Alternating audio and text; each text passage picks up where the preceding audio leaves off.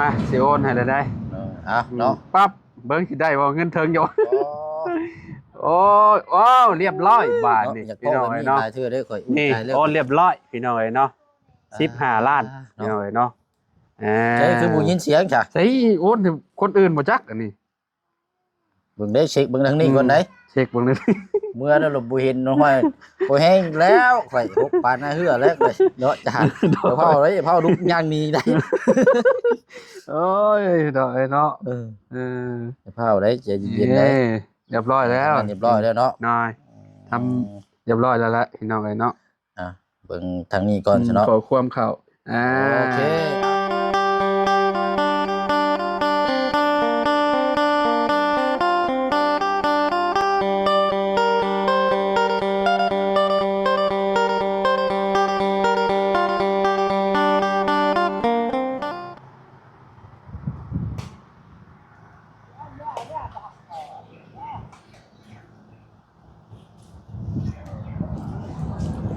กราบสบายดีและสวัสดีเนาะให้พี่น้อง FC เบิร์สสุขุสุคนเด้อพี่น้องเด้อเนาะบ่ว่าสิอยู่ในและก็ต่างประเทศพี่น้องเนาะมาพบมาพอกันกับเฮาเปิดภาพมาพี่น้องอยู่ที่เฮือนน้องซ้อนเด้อพี่น้องเด้อเนาะมื้อนี้เนาะพอดีว่าเฮานัดกันกับเบาเสียงพี่น้องเนาะสิมอบเงินให้เบาเสียงเพิ่นเนาะพอดีว่ามีทางผู้ใหญ่ใจดีเนาะพี่น้องเนาะก็คือลุงหงคำอะไรพี่น้องเนาะเพิ่นฝากเงินมาก็ฝากมาทางเมียเฮาเนาะทางสาวลาวสวรรค์อะไรพี่น้องเนาะเพราะว่าเพิ่นน่ะให้เมียเฮานี่ซื้อพิซซ่าแจกน้องๆนักเรียนอยู่ทางบ้านแล้วก็เพิ่นฝากเงินมาพร้อมกันเลยพี่น้องเนาะพร้อมกันกับให้เบาเสียงนี้เนาะก็บ่ฮู้ว่าเพิ่นสิให้เบาเสียงไปเฮ็ดหยังก็เนาะถ้าติดตามชมน้ำคลิปเบาเสียงเพิ่นพี่น้องเนาะพอดีว่าเฮาก็เป็นสะพานบุญต่อเนาะเงินที่ลุงหงคำเพิ่นฝากให้เบาเสียงนี่ก็คือ$700พี่น้องเนาะเฮาก็กดมาเป็นที่เรียบร้อยแล้วพี่น้องเนาะให้เพิ่นโอนนะพี่น้องเนาะบ่ได้กดบ่ได้เป็นเงินก้อนเนาะพี่น้องแต่ว่าเฮาสิโอนให้เบาเสียงเพิ่นเนาะเงินเป็นเงินกีบเฮานี่ประมาณ15ล้านพี่น้องเนาะเฮาสิโอนให้เบาเสียงเพิ่นให้เพิ่นไปบริหารจัดการพี่น้องเนาะก็เบาเสียงเพิ่นก็น่าสิได้พูดคุยกับพ่อลุงเพิ่นอยู่ดอกเนาะเอาจังได๋ก็ก่อนอื่นก็ขอขอบคุณเนาะทางพ่อลุงหงคำหลายๆเด้อเนาะที่เนาะซื้ออาหารการกินสุดก้อนๆก็แม่นได้พี่น้องเนาะที่ว่าเฮาแจกพวก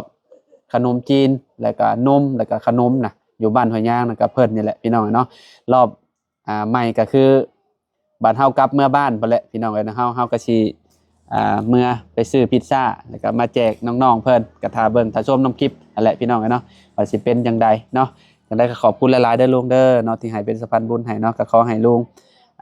อยู่ดีมีแห้งความเจ็บบ่ให้ได้ความไข้บ่ให้มีเด้อปรารถนาสิ่งใดก็ขอให้ได้สิ่งนั้นเนาะขอให้ร่ำให้รวยกว่าเก่าเนาะซอยคนทุกข์คนยากมาสำใดก็ขอให้หลั่งไหลไปหาเจ้าเป็นหมื่นเป็นแสนเป็นล้านเท่าดอลลาร์พุ่นเด้อลุงเด้อเนาะเพิ่นก็ใจบุญใจกุศลหลายพี่น้องถือว่าแบบสุดยอดเลยพี่น้องเนาะไปมื้อนี้เดี๋ยวไปหาทางเบาเสียงเพิ่นก่อนพี่น้องเนาะมื้อนี้ก็ให้น้องซอนเป็นมือกล้องให้พี่น้องเนาะไปน้องซอนหาเบาเสียงเพิ่นก่อนพี่น้องเนาะว้าวอยู่ไสเด้บาดนี่เนาะเบาเสียงไปเฮ็ดหยังกันน่ะเฮ้ยพี่น้องเนาะไม่อันเต้นอยู่บ่น้องไม่น่ะเต้นอยู่บ่เวลาเว้าญาติมันบ่ดังพี่น้องเนาะโดยสบายดีเด้อเสียงเด้อเนาะสบายดีเด้อพี่น้องเด้อเนาะโดยขออนุญาตเนาะมายืนเบิ่งทางอ้ายเราแก่พื้นมากินนี่โอ้นี่บ่เพราะว่า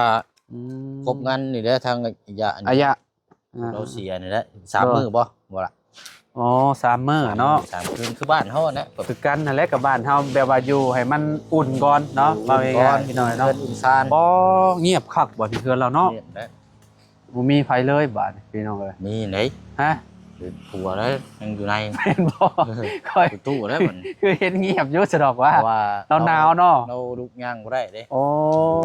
ในศาลาได้อยู่ข้อยก็บ่เคยเข้ามาจักเทื่ออันเห็นแต่เบาลี่ว่า ไปเบิ่งดูว่ะ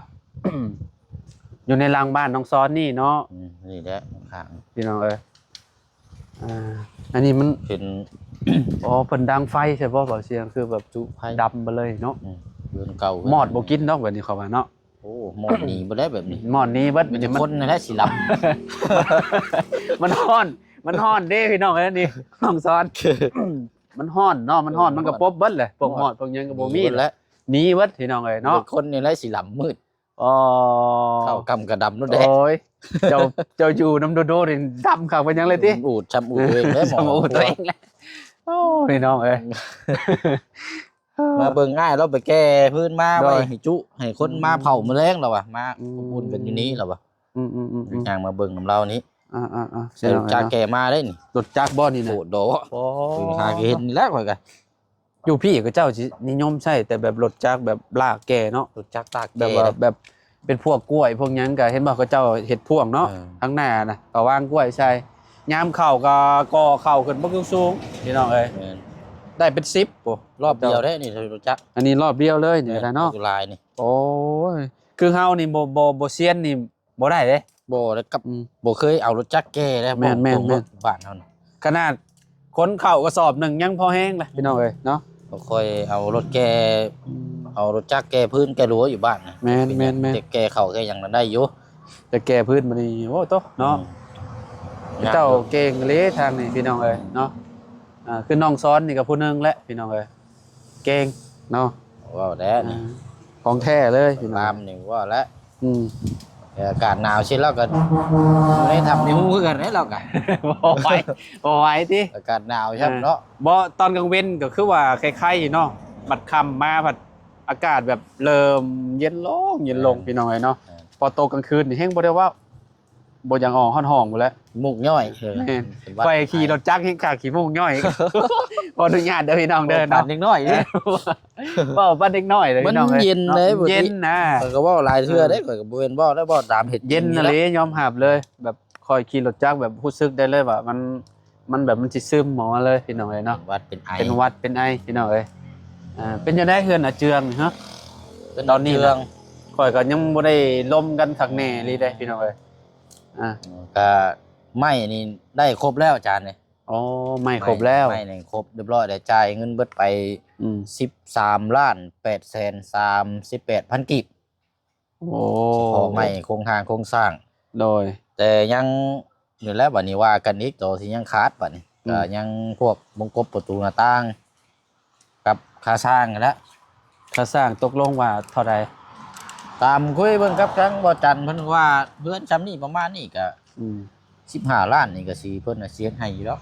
เพราะว่าเฮือนมัน4คูณ6บ่ได้ใหญ่เด้ เนาะ 15 ล้านเพิ่นก็สิเฮ็ดสิสร้างให้อยู่มั้งเนาะ มันก็บ่ได้ง่ายได้พี่น้องพอดีแบบพอดีอยู่หั่นน่ะ ก็บ่ รา เทิง คา หรอก นี่ก็ถือว่าแบบก็บ่น่าเกินไปเนาะก็ เพราะว่า ธรรม เป็น ดา หยังจังว่า อันนี้เพื่อไว้ได้นี่นะเพื่อ15 ล้านคือเพื่อนทางประตูอันทางบ่ประธานป้องเฮ็ดให้น่ะ13 ล้านอันนั้นน่ะ โอ้ ขนาดซ้ำกันอาจารย์นี่ก็ทรงบ่เลิ่นแบบเดียวกัน แต่ว่านี่บ่เชียงเพื่อไว้ถามเบิ่งซื่อ อืม แต่ว่าบางอยู่พี่เพิ่นก็อยากเอาเนาะประมาณที่ล้านที่15 ล้าน มันก็สร้างมันก็บ่คือกันเนาะแต่ละ แม่ พื้นที่พี่น้องเนาะแต่ละบอนเนาะเออ นั่นหละ แบบทรงแบบเดียวแบบนั้นบ่ โดยว่าสิเฮ็ดแบบบ่เลิ่นแบบซั่นแหละ โอ้งามคือกันได้หนังอะไรเนาะ ตัวนี้ได้สิงามกว่าเพราะว่ามันเสาปูนต่อเลย เนาะ แล้ว คัก เป็น เลย ทรงรูปแบบใหม่โอ้ยงามแน่นอน อืม ไม่แล้วนี่เห็นแล้วบ่จังงามอยู่เลยบ่ได้แม่นว่าสิได้สิได้นี่แบบโอ้ยเฮือนนี่งามเลยหลั เรา ง ก็เบิ่งคร่าวๆแล้วก็งามใหม่นะโตที่สร้างมาก่อนเป็นไม้เก่าบัดนี้เฮงมอดบ่เจาะบ่จิ้มแล้วขอเนาะ ไม่18นี่ก็ไม่เก่าแล้วก็ตรงแบบป๋อเห็น ถือว่าแบบสุดยอดเลยเนาะเป็นไม้ เฮือน เก่า งามเฮือนแบบนี้น่ะเลยงามแบบดูที่สร้างว่าสิเฮ็ดงามบ่เท่านั้นแหละ อันนี้อยู่นี่อยู่น้ำสร้างได้นี่แหละพี่น้องเอ้ยสร้างเฮ็ดขี้ไร่ก็ขี้ไร่เฮือนก็ได้เนาะ แม่น อ่า สร้าง เฮ้ย ก็ เป็นยังไงน้องสอน อยู่ทางหลังอะไรมือกล้องเป็นยังนั่นนี่โอ้ยเนาะ แล้วก็ยังขาดหลาย เออ จานนี่เนาะเบิ่งแย่งนำกันนี่เด้เนาะ โดย แต่ว่าน้ำงบในตอนนี้เนี่ยมีอยู่ อืม 8 ล้านกีบ น้ำเปอร์เซ็นต์ตัวนี้นี่มีอยู่8 ล้านจักสิเฮ็ดหยังได้บัดนี้ยัง อืม ขมังอยู่ตัวนี้ยังดูดีวนไป เพราะว่า ดอกบัวเทิด ค่า ถ้าได้ค่าสร้างมายังว่าบอกสร้างมาเฮ็ดให้เนาะ แม่น กบเก็บไม้หั้นนะ ได้ พี่น้อง ค่า เอ้ย ส เนาะ ร้างแล้วก็ อืม ได้มงกบประตูหน้าต่างมงกบประตูหน้าต่างนี่สิบ่หลายหรอกเพราะว่าเฮื เนาะ อน เพราะว่าเฮือนบ่ได้ใหญ่ปานใดเนาะ สิประมาณ5เฮือน2-3ห้องนี่แหละประมาณนี้แหละบ่ เนาะ หลายหรอก โอ้ว้าวน้องจอนน้องจอนเป็นมือกล้องให้ก็โอ้ยพี่น้องเอ้ยเนาะ ยาเพิ่นดอก เออ เพิ่นยิ้มไปโลดว่าแต่ที่แน่ๆนั่นพักนั่นเป็นนี่ได้สิได้มื้อใดสิได้ เออ ก้อยมื้อใด แม่น สิได้ต้มได้จีเดี๋ยวนี้ ก็เจ้ารถไปฮอดไซแหละ เดี๋ยวนี้ว่าพักอันเฮือนน้อง อ่า มณีจันทร์น่ะปอด รถเจ้าเพราะว่าปลายมันแห้งบ่ล่ะน้ำก็มาปกติแล้วล่ะว่าบาดนี้น้องสอนนี่ นี่นะพ่อน้ำนะ อืม ใช่ ก็ไปหานั่งพุ่นนะไป ใช่ หา ทาง บนนั่งบนเจ้านี่อยู่เตียงก็ได้ ไป ปะ ใช่เนาะ ไปพี่น้องเอ้ยเนาะทางอันชวนพักน้องซอนมันก็ยังอันนั้นอยู่ บ่แล้วจานเลย อืม เบิ่งคักแล้วเป็นมันแล้ว เป็นมันแล้วเพราะว่า บ่ส่งสิบ่ส่งสิได้กิน กันว่าคือไข่ไก่แกแบบว่าสิบอกกับบ่บอก เออ แล้วเป็นมันแล้ว อยู่คิงนิ่งอยู่ นิ่งๆนี่แบบว่าขมังนะแบบสิไปได้ไดต่อ เนาะไปจังไดต่อ โอ้เงียบเงาเลยพี่น้องเอ้ยเนาะไอ้เจืองก็อยู่เฮือนอยู่บ่ น่าจะอยู่อยู่เนาะยังบ่ทันได้เข้าไปหาได้อยู่ นั่งอยู่เตียงนั่นแหละพี่น้องเอ้ยเนาะเป็นยังไงน้องแจ้งอยู่บ่ได้อยู่บ่ มือก็บอกได้เนาะ ถ้าได้เงึกควนได้ มือก็ คนเฮงมืดอยู่ซ้ำ โอ้ โอ้ ใส่ฟิลเตอร์แล้วจานเด้อ ฟิลเตอร์แล้วข่อย มืดเด้เนาะอากาศยังหนาวซบยัง แม แห้ง น อ แม ยู่ นอืมเปลี่ยนมุมบ่หรือว่าจังไดน้องฮะเปลี่ยนมุมไปทางนั้นบ่ ใช้เบิ่งหาข่อยเบิ่งก่อนเอา จะเบิ่งโน้จะเบิ่งโน้ว่าเสีย บ่ได้เด้ อืม โอ้ยบ่พลาดไปพักนั้นมาจบมาจบ เฮ้ย มา มา ไป พี่ พี่ น้ น้ อ อง งเจ้านะน้องช้อน นี่ พูด พี่ต้องสอนมาพี่บ่เสียงมานั่งพี่เจ้าว่า จบ อืม จบ อ๋อ หมุน อืมเฮ้ย ห ห มุ มุ น น หมุน สิ หมุนหามุมกล้องก่อน เฮ้ย ได้หรือบ่มุมกล้องนะแย่งหรือบ่ ได้ มีได้ โอ้โหอยู่หมองเก่าอันนี้ เอ้ามีได้คือหมุมเก่าได้เนาะ อยู่หมองเก่าอีกแล้วพี่น้องเอ้ยเนาะโอ้ยเนาะดื่มเลยเดือดเลยนี่สมองโต้เลยรักบ่แดมเลย เมื่อได้เสร็จเจ้า เดินทางมื้อ อ๋อมื่นบ่ ประมาณ 10:00 นนี่ก็เหยียบแล้วมื้อเพราะว่าอย่างน้อยต้องฮอดบ้านพุ่นประมาณบ่าย 2:00 นพอสิรับลูกไปงานแข่งอยู่ซินูเลยอาจารย์ อ๋อแบบว่าเพิ่นไปประกวดบ่ลูกเจ้า แม่น โอ้ แต่โรงเรียนมาประชันกันเด้ อืม จะเป็นตรงเมื่อทันก่อน4:00 น งาน 4:00 นครับแล้วก็ต้อง งานใหญ่เด้เนาะ เอ้าวันงานใหญ่แล้วงานบรรชาติ วัน แล้ว ชาติพี่น้องเอ้ยเนาะค่อยก็วันที่1ค่อยวันที่1ก็เดินทางพี่น้องเอ้ยเนาะเดินทางคือกันและสิพาลูกพาเมียมานี่แหละมาเลาะ เที่ยวงานเนาะ เที่ยวงานก่อนพี่น้องเอ้ยเนาะ คันมันบ่หนาวก็พอรออยู่คันมันหนาวแฮงเนี่ยก็ แม่น ถ้าหนาวแฮงก็บ่ไหวพี่น้องเอ้ยเนาะแบบ อืม ซับนี่น่ะยังโอเคอยู่เด้ตอนนี้น่ะ แม่นแหละ ถ้าคำไปเลยบ่อยากสิเว้าพี่น้องเอ้ยเนาะมันคำร้ายก็บ่ดีพี่น้องมันหนาวนะ ต้องรอช่วงประมาณเบน ไม่เห็นประมาณ อืม บ่ายสามจ้ะเนาะ ๆนั่นแหละ บ่ายสามโมงวันนี้นะพี่น้องเอ้ยเนาะเพราะว่าเขาขี่รถจักร โด เด้ ยประมาณมุ่งน้อย ขี่โมงก่อนลีว่าไปว่ามาเริ่มย่อยๆ บ่ว่าใช้เรื่องอากาศหนาวนี่ไปนะ ว่ามา มุ่งเงินดาสิได้เด้บ่ดิ เอ้ยเนาะว่ามันหนาวพี่น้องเอ้ยมันหนาวนี่ยามเช้าเด้แบบ บ่เอาเสือก็เสือแล้วก็ ถ้าแบบ ไว้แล้วหนาวแฮง ห้องบ่มีน้ำอุ่นนี่โอ้ อืม บ่อาบเลยข่อยยามเช้านี่ช่วยแต่หน้าพอ นั่นแหละ ยังใครอยู่อันมันมีน้ำอุ่น น้ำอุ่นแล้วพอได้อาบพอได้พอกระตุนกระโตบ่มินบ่เน่าแน่จักหน่อยเนาะ แม่นแหละเนาะ ย่างผ่านไปผ่านมาก็หน่อยมันอยู่ได้ แม่นนั่นแหละ เอาและมื้ออื่นเดินทาง โดยบัดนี้เนาะเข้าเรื่องก่อนบัดนี้พี่น้องเจ้าฮู้อยู่บ่อันพอลุงนี่ที่ว่าโอนเงินมานี่โอนเงินผ่านเมียข่อยนี่ ผู้ลุงนี่บ่ แม่น อ๋อก็อันเพิ่นเราติดต่อมาอยู่ประมาณช่วงอาทิตย์ที่แล้ว อืม เพิ่นติดต่อถามมาจากซอยแต่ละเคส แล้วแต่ทางลูกสิจัดแจงแบบใดแต่ว่าอยากซอยเป็นเคสแต่ว่าพอเพิ่นก็ติดตามเคสทางทีมงานเฮาได้ว่า โดย แบบใดนะ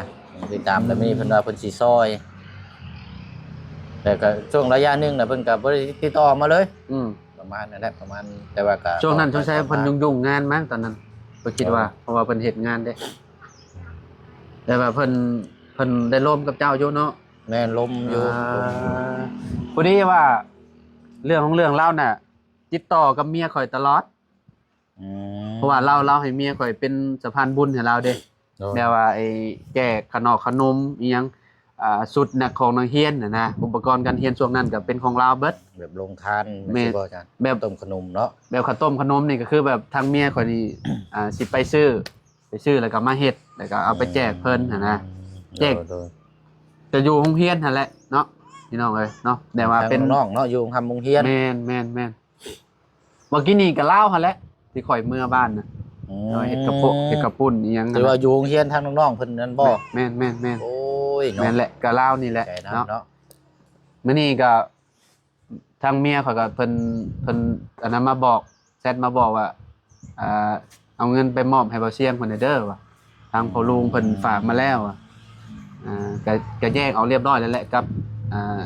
สิเอาไปซื้อพิซซ่านะ โดย รอบนี้พิซซ่าได้เด็กน้อยนะ อ๋อผิดชาติ ได้กินพิซซ่าบาทนี่โอ้ยพี่น้องเอ้ยเนาะหักเลยว่ะเราอยากให้เพราะว่าเอาแบบแปลกแนวนี่ฮะนะเพราะว่าเด็กน้อยอยู่ในบ้านนอกเฮาบ่ได้กินอยู่แล้วเนาะ โอ้ย พิซซ่านี่ มันแพงเด้ ขนาดเฮานี่แบบยังผู้ใหญ่ยังบ่ค่อยได้กินปานใด บ่ นะ ได้ พี่ กิน น้อง เด้ เนาะ เอาก็จะลืมแหละ โอ้จนลืมแล้วข่อยก็ได้ พาลูกไปก็มีแต่ลูกกินเพราะบ่ได้กินซับ ตั้งแต่ช่วงมีรถก่อนมีรถอีกไปกินน่ะไปกินอยู่ในสวรรค์น่ะอันนี้ก็เงินเราอีกได้ฮะเราฝากมาให้ไปกินน่ะเงินพอลุงคงข้ามอีกอันนั้นก็ได้ คนซอยเนาะ เราอยากให้ได้กินของแซ่บๆนะพี่น้อยเนาะ โดย เอาบานนี้ข่อยมีแต่ข่อยบ่ได้ไปกดเงินสดมาให้เจ้าได้ข่อยมีแต่สิโอนให้เจ้า อืม ให้เจ้าไปบริหารจัดการเด้อ โดย พี่น้องเงินก็700ข่อยสิโอนให้เบาเสียง15ล้านพี่น้อยเนาะ โดย เพราะว่า700นี่มันสิได้อยู่ประมาณ14ล้านกับ700,000ข่อยสิให้เจ้าไป15ล้านเลยเด้อ โดย พี่น้องเอ้ยเนาะ เนาะซะเนาะไม่ได้เอา QR เท่านั้นได้ซะเนาะ QR จะมาแล้วแหละ โอ้ เพราะว่าเอาเงิน14ล้านบ่ได้น้อยๆแล้วพี่น้องสมมุติว่าเป็น อืม เป็นเงินใบ50,000นี่ขอยันหลายแล้วขอเนาะหลายเลย 15ล้าน อืม พี่แหละ หลายเติบ เพ แล้ว ราะว่าปึกหนึงพุ่นแหละ ปึกหนึงพุ่นแล้ว ระดับหนึงเติบอยู่ อันนี้ยังว่าโอนเข้าบัญชีเลยปึ๊บบัดยามบ่เสียงบัญชีใช้มันก็ไปกดเอาหานะพี่น้อง เพ เนาะ ราะว่า แต่มันปลอดภัยดีกว่าเนาะ ถือเงินสดเฮากับบ่กล้าคือกัน แม่นมัน มันหลายโคตร มันหลายเด้ด้ามล้าน2ล้านถึงขายเลยเนาะ แม่น2ล้าน พี่ 2 น้อง ล้าน เนาะ นี่ว่านั่นอันนี้หลายสินี่ หลายเลยพี่น้องเอ้ย ไม่จะว่าเอาเข้าบัญชีเวลาเฮา อืม ต้องการ โดย เนาะตามที่ทางพอเพิ่นจะแจ้งมาซอยเป็นเคสใดเคสใดแล้วเฮาจังโอนซื่อๆแล้วเฮาก็จังจดเจียจำไว้อีกทีนึง โดยมาบ้านนี้พี่น้องเอ้ย เดี๋ยว เนาะ หาก่อนเนาะ พี่น้องเอ้ยเนาะเน็ตดีเหรอว่าเฮือนน้องสอนนี่เนาะ ได้อีกบ่น้องสอน แต่เน็ตบ่ดีนี่มันจะโอนอย่างยากเลยพี่น้องเอ้ย อ่า เนาะ เบิ่งเด้ออาจารย์เพราะว่ามัน ไหน QR นี่มันบ่ โอ้ย ค่อยมี เอาดี มันบ่ค่อยมีคนโอนเขาเลยยิ่งว่า ๆได้อยู่บ่ ได้เยอะ โอ้ใครอยู่ซะเนาะ อืมเจ้าบ่ได้ฮู้จะใช่บ่ บ่ได้ใช้ครับ อ๋อ เพราะว่าจักไปกดไปช่างแล้วเอาจำชื่อก็พอ อืมโอนให้บ่เสียงก็ ว่าสิ พี่น้อง ใส่รูปก็จะละมันบ่งามขี้เด้ อืม ไม่ใช่หรอก อืมคนขี้ร้ายบ่ได้เลยติ เลย ถืออยู่บ่นี่ อืม 15ล้านหลายเด้ให้ตอบคำถามโน่นนี่นั่น เลย มาสิโอนให้ได้ เนาะ ปั๊บเบิ่งสิได้บ่เงินเทิงอยู่ โอ้ โอ้เรียบร้อยบาทนี่ อยาก พี่ พอ น้อง มัน เอ้ย มี เนาะ หลายเทื่อได้ข่อย นี่ ตายแล้ว โอนเรียบร้อยพี่น้องเอ้ยเนาะ15ล้านพี่น้องเอ้ยเนาะ ใช่คือบ่ยินเสียงจ้ะ ใช่โอนถึงคนอื่นบ่จักอันนี้ เบิ่งได้เช็คเบิ่งทางนี้ก่อนได้ เช็คเบิ่งเลย เมื่อนั้นเราบ่เห็นน้องห้อยบ่แห้งแล้วข่อยหกปานหน้าเหือแล้วข่อยเนาะจ้ะเดี๋ยวเผาเลยเผาลุกย่างหนี้ได้ โอ้ยดอกเอ้ยเนาะ เออ เออ เผาได้ใจเย็นๆได้ เรียบร้อยแล้ว เรียบร้อยแล้วเนาะ นายทำเรียบร้อยแล้วละพี่น้องเอ้ยเนาะ อ่ะเบิ่งทางนี้ก่อนซะเนาะ ขอความเข้า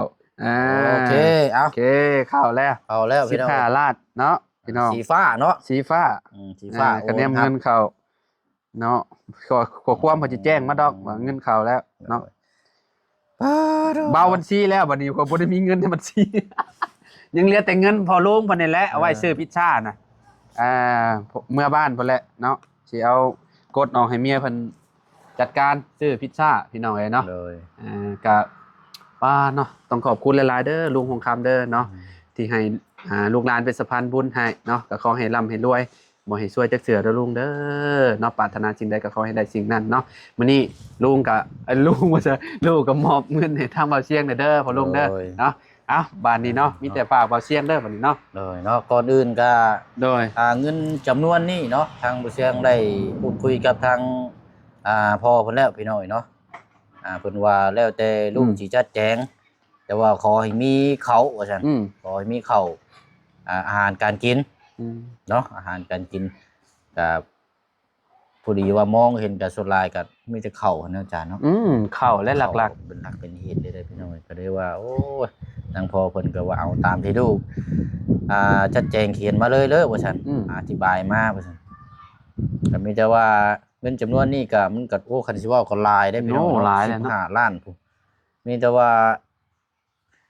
เงินจำนวนนี้จะซอยเป็นบางเคสเนาะคือแต่สิซอยแต่ละเทื่อนี่ถ้าว่าพ่อเพิ่นว่าให้ซื้อข้าวบ่เช่นก็สิแบ่งเอาไปซื้อข้าวจำนวนนึงแล้วก็แบ่งเฮ็ดเป็นถุงยังชีพซะจำนวนนึงประมาณจัก5ล้านหรือว่า4ล้านก็จังว่ากันแล้วแต่เฮาสิแจ้งอีกทีนึงแล้วก็จำนวนที่เหลืออีกบัดเฮาเห็นเคสอะไรที่สมเหตุสมควรแต่ว่าเฮ็ดดีความชอบเนาะเป็นแต่ช่วยเหลือบ่แล้วบ่เช่นก็สิแชทไปถามทางพ่อเพิ่นอีกทีนึงเนาะเงินจำนวนนี้ก็สิช่วยเป็นตามขั้นตอนพี่น้องเอ้ยเนาะเพราะว่ายังมีหลายเคสหลายครอบครัวที่เฮาต้องติดตามแล้วก็เบิ่งนํกันหลายเนาะอันทางพ่อเพิ่นนี่ชื่อพ่อลุงทองคำบ่หงคำเนาะแม่นพ่อลุงหงคำแรกเลยพี่น้องเนาะที่ผู้เชียงได้รับจากทางพ่อเพิ่นนี่ก็เลยติดต่อมาอยู่ระยะนึงแต่ว่าเงียบไปมามื้อนี้ก็ถือว่ารับข่าวดีเนาะดีใจน้ำเนาะทางพี่น้องที่จะรอรับสำหรับทางเครื่องคองเนาะจะได้ติดตามเบิ่งนํกันมื้อนี้ก็ในนามต่างหน้าในนามสะพานบุญเนาะสำหรับทางผู้เชียงมีแต่ว่าขอบมุกขอบใจขอบบุญขอบคุณทางพ่อหงคำโดยแล้วก็พร้อมครอบครัวเด้อเนาะอยู่ทางต่างประเทศเนาะ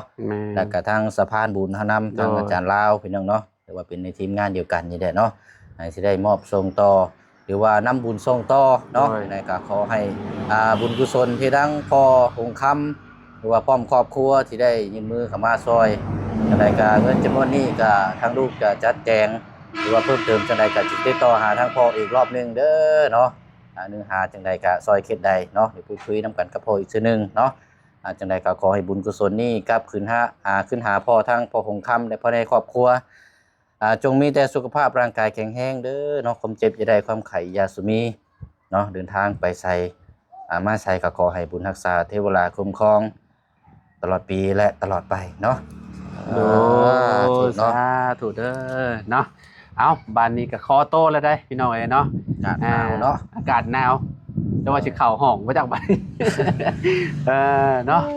เอาคอโตเด้อบัดนี้เด้อพ่อแม่พี่น้องเนาะขอบคุณหลายๆเด้อเบิดสุขุทุกคนเนาะไปบ่าวเชียงเอาสบายดีเด้อสบายดีเด้อพี่น้องเด้อ